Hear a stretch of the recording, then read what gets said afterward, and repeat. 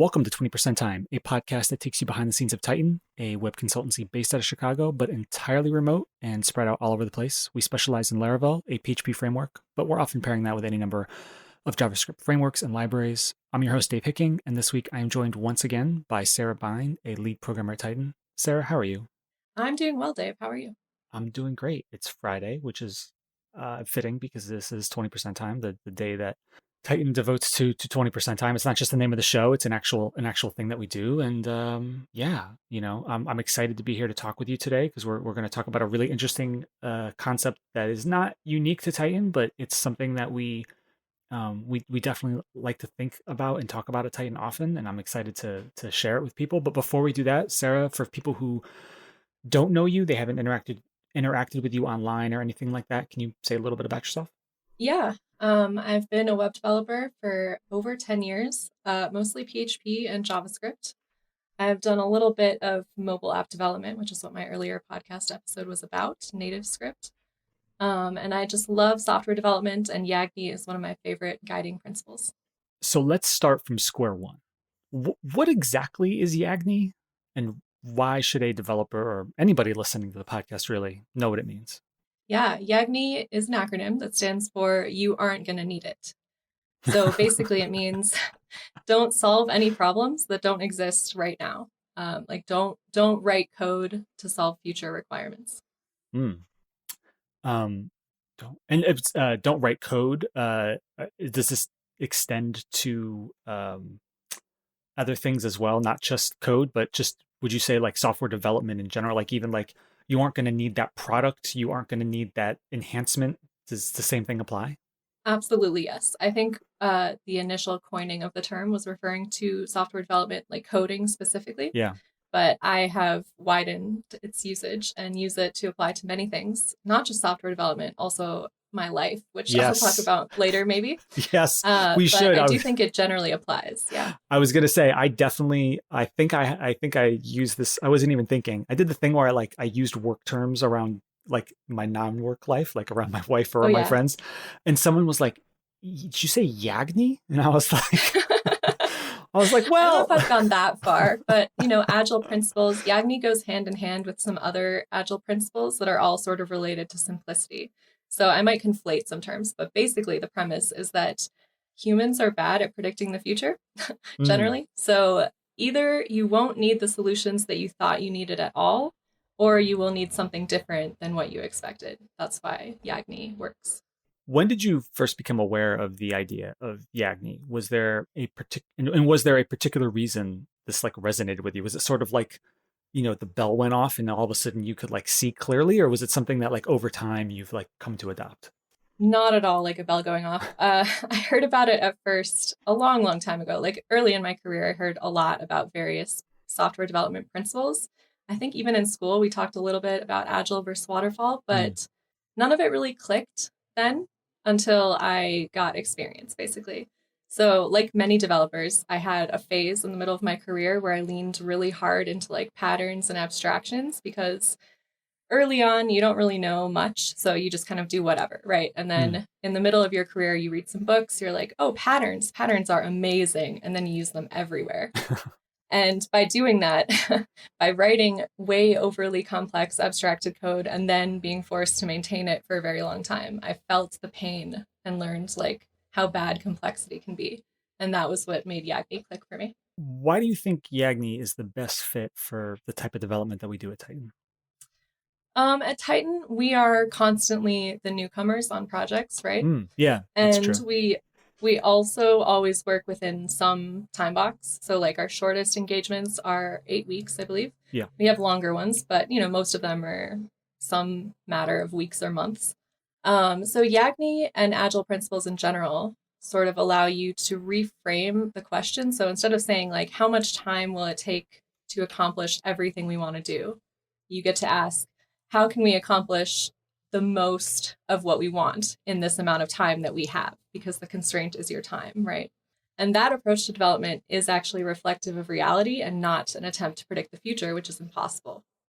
Why do you, this is going to spiral into a whole other conversation perhaps, but why do you think it is that we're all always trying to predict the future? Exactly what you said.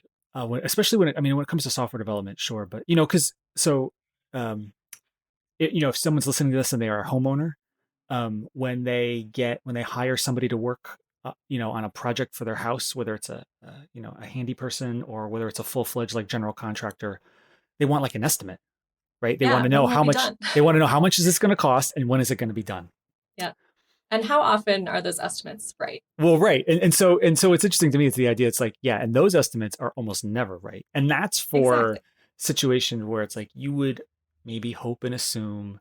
I'm not a contractor. I'm not a carpenter, but you would assume, all right, how many, how many kitchens have like how many, a kitchen is a kitchen is a kitchen, right? But I know that's not true, and obviously the same thing applies to software, but even like on an exponential level. It does, yeah, because we're dealing with sort of exponential complexity. How many millions and billions of lines of code are actually running to like run your abstracted web app? It's a lot. Because and oftentimes the limit is it's not so much like if I wanted to construct some sort of gravity defying deck off the back of my yard, I am constrained by uh, the laws of physics. I'm constrained Mm-hmm. by what is structurally sound. You can make software do an awful lot. It's just a question of time and money and well, time and money mostly. Yeah, um exactly.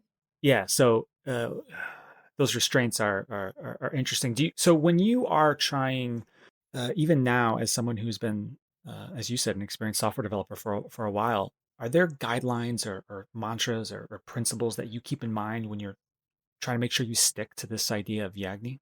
Yeah, definitely. The most straightforward one is just it all boils down to default to simplicity. So to me, that means like whenever I'm faced with multiple options and I don't know which path is right or which path I should take, I pick the simplest one. And simple can mean a couple of things. It doesn't Yeah, necessarily mean like lines of code or anything like that. It could be technical complexity, it could be requirement complexity, could be like time or money or usability or whatever it is. You have to think about your specific situation. But basically, it's all about not backing yourself into a corner. So you want to leave your options open for as long as possible. It is very, very easy to turn simple code into complex code later, but it's extremely hard, if not impossible, to turn complex code into simple code. the idea of not backing yourself into a corner, um, I think that goes along with, to me, that goes along with what you said before, how there wasn't like some bell that rang off in your head where you said, yes, this is the approach I'm taking. I'm assuming you speak from experience, and you've been on projects, or you've seen projects, or you've seen code bases where it's very clear that people back themselves into a corner and there's really no way out. I backed myself into corners. That's Yeah. exactly how it happened. Like mid career, when I got so excited about all those patterns, I wrote a bunch of terrible, terrible code that I had to maintain. And it was so hard to maintain because I had backed myself into so many corners. So, yeah, I learned that lesson firsthand and painfully. And this isn't, as you said, this isn't something that's ingrained in every developer. You talked about, being in school and how they talked about agile versus waterfall. Is this a thing where, Yagni is, not taught, so people don't approach, like, that's not, so it's just not the default for development? Do you think it's maybe counterintuitive, or is it just the kind of thing where actually you have to have experience in order to understand why it's so important? Or is it something else? Like, why isn't this the default? I think it's probably some combination of those things. Yeah. I don't think I was ever explicitly taught about YAGNI or keeping things simple or anything like that. There is like a kind of prevalent mindset among developer types that like complex software is better somehow, like more technically impressive or whatever. They're in it to build the most impressive possible code base. I'm in it to build software that solves people's problems, Mm, not the most technically impressive code yes. base. Yes. But also, it turns out that writing simple code is really hard. So it takes most people a long time to figure out how to do that. It took me most of my career to figure out how to get there. But I do think it is intuitive. I don't think it's counterintuitive. Like humans have trouble with complexity. Like English has several idioms about complexity and like the dangers of dividing your attention, right? Like having too many irons in the fire Yeah. or having a lot on your plate or having your hands full or whatever. There's like juggling balls in the air or spinning plates. The more you try and take on at once, the worse you will do at all of those things. Yeah, the comparison to English really, as you were talking there, it made me think about, honestly being a writer, right? Where it's like writing is not a competition. It's not, the goal is not to write the most words. It's not necessarily a goal to write, the most complex sentences. The goal is to be understood. The goal is to, writing well is not the same as writing the most or writing the hardest. Exactly. And Yeah, actually, it's harder to write concisely and simply than it is to use a ton of words, you know? yeah, yeah. We need like a Strunk and White equivalent for programming, perhaps. Yeah, um yeah, and so the idea of what you said before about how you're not trying to write the most complicated uh, code, you're trying to solve people's problems. Like, I mean, basically you're trying to actually like write the code that you need and nothing more. exactly. Not more than that. Yeah. Only the code you need. So if a dev is listening to this and they're interested in these ideas, they're on board with this, but maybe they are in a, maybe either they have clients that this would be a hard pitch, they feel like, or maybe they're a part of a larger development team where this isn't really how they do things. Are there any sort of initial like ways that you can approach sort of writing code with a Yagni kind of approach, or any like low hanging fruit kinds of like, oh, if you just start here, this is like an easy way to get into this? I don't know if that question made sense.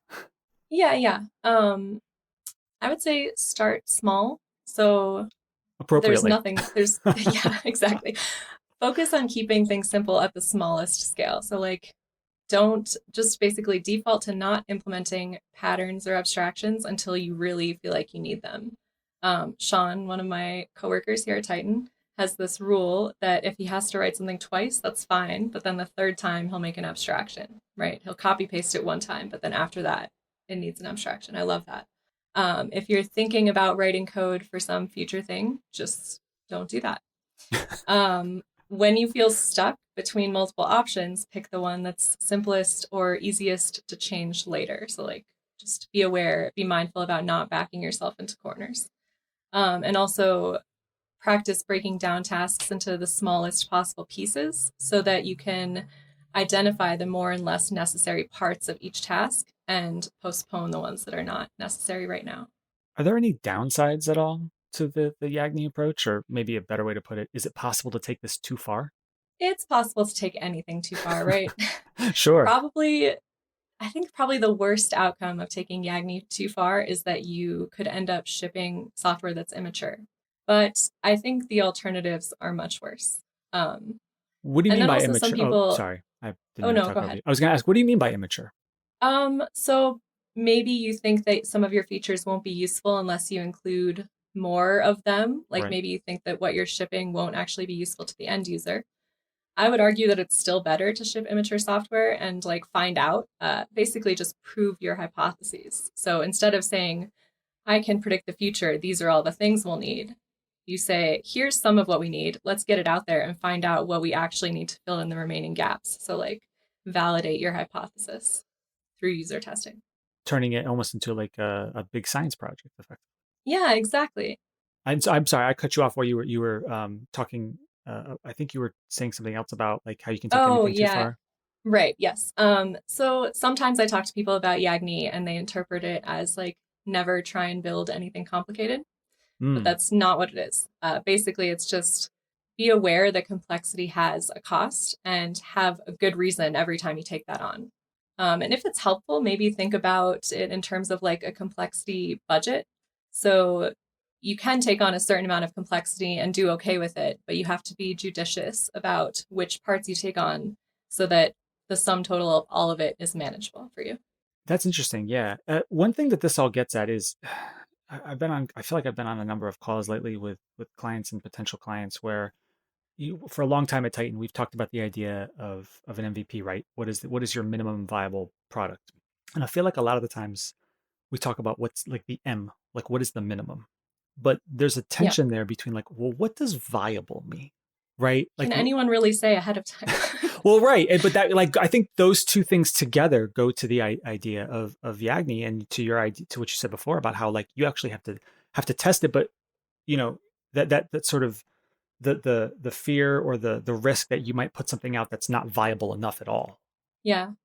It's just the downsides of that are so small because you can always go back and improve it later, right? Nothing is ever preventing you from doing what you initially wanted to do. Like you could build the entire complex thing. You're just doing it one small piece at a time and like pausing regularly to make sure that you're making choices with intention and always working on the most important thing.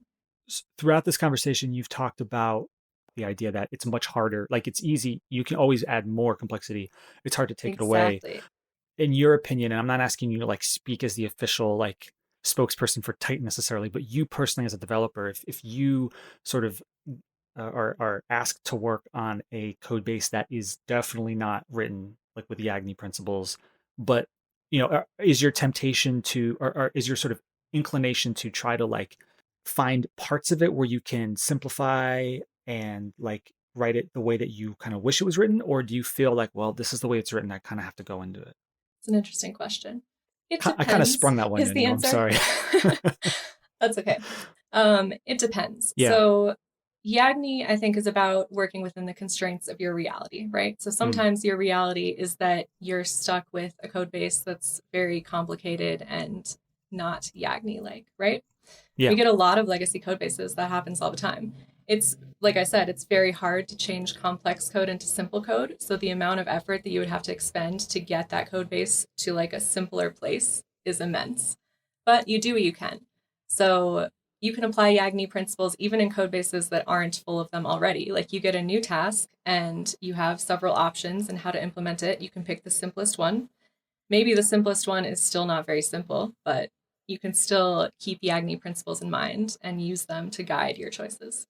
Is it fair to say that the YAGNI way to approach it would be to not rewrite it until you actually have to sort of like Ooh, that's interesting. we're working on this part of the app. We're going to, as we build new things or as we have to heavily interact with code that is written maybe not with YAGNI principles in mind, we're going to do something about it. But until then, we're not going to touch it.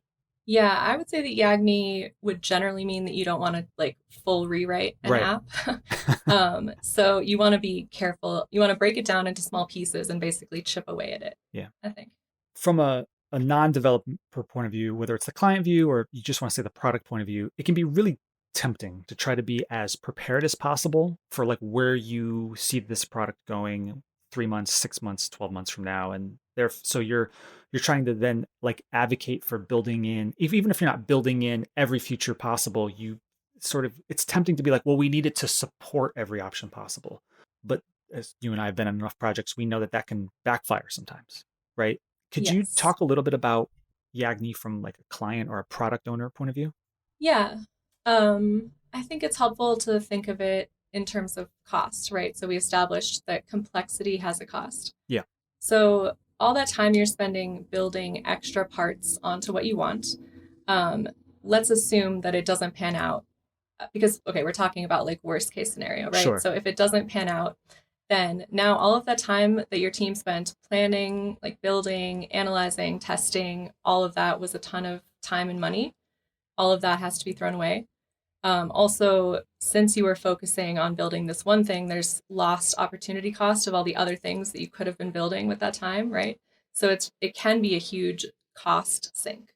Whereas if you approach it from a mindset of like, I'm going to build the smallest version of this, ship it, and then regroup and make sure that we're still on track with where I think this is going to go, you're almost never wasting work. Like at most, you have to throw away a small amount of work. Hmm. Also, like the faster you can ship, getting to market first is a significant competitive advantage. And you can do more user testing because you get the software in front of your users. So you get feedback from them about how you should be focusing future efforts. So now you've maximized your value now by working on a small amount of the important thing. And you've also maximized your efforts in the future because you have like guided direction about where you should go.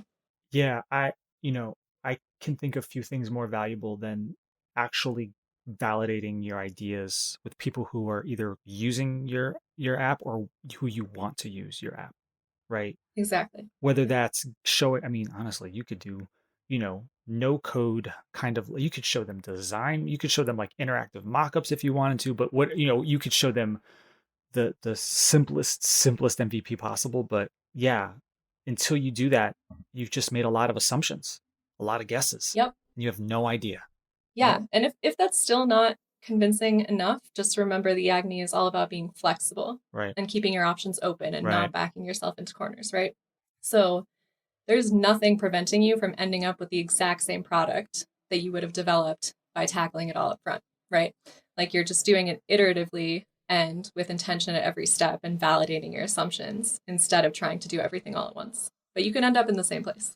That's actually the last question I had about Yagni. So I do have one, I guess one more sort of mini question, which is there one thing that you wished I'd asked you about Yagni, or something else that you want to make sure you mention? Hmm. Um, I think I really just want to emphasize that it's about starting simple and leaving room to change later because Hmm. everything in the world is always changing, especially in technology. So if you can imagine someone who maybe 5 years ago sat down and tried to write like PHP or JavaScript code that's future proof and accounts for every possible edge case scenario, whatever, all of that code would have to be rewritten today because PHP and JavaScript has changed drastically in the last 5 years. For sure. Everything is always changing. So it's not just that humans are bad at predicting the future, but it's like because everything is constantly in flux. So even when you like have a good idea of what might happen, maybe a global pandemic comes out of nowhere and your whole industry changes. You know, you can never really tell where Right. things are going to go. So it's just about being flexible and not shutting any doors. Which, oh, yeah, and which, software is risky sometimes, you know, Yeah. but the riskiest thing is, sort of going deep into a hole, and not like coming up for air to actually like validate that what you're trying to build is worth it. Exactly that. Yeah, that's the costliest option is to try to predict the future and then go into a hole and work on that for like a year and then come out of it and see that everything is different now. So all of that effort has to be thrown away. Sarah, thank you so much for uh, talking today about Yagni. I really love this idea and this topic, even though it's I don't know, might seem a little like sort of nerdy, or sort of I don't know, maybe inside baseball, but I think that's kind of the point of this podcast. But I think this is super useful. I really appreciate you talking about this and talking about your experience with it. For people who want to find you online in some way, that could be Twitter, it could be GitHub, it could just be Titan.com. Where should people go? I guess probably go to my website, which is sarabine.com. All right. Well, thank you so much, Sarah. I really appreciate it.